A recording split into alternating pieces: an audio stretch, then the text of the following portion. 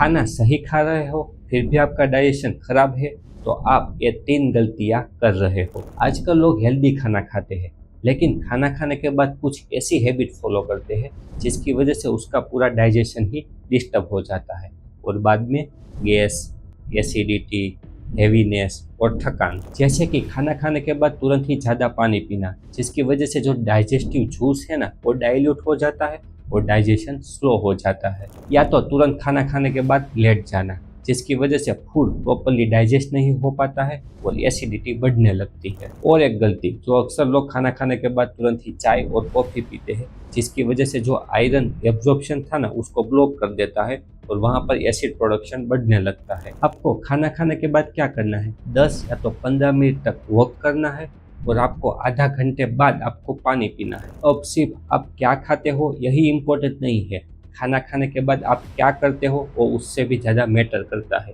Useful लगे तो save करो और शेयर करो।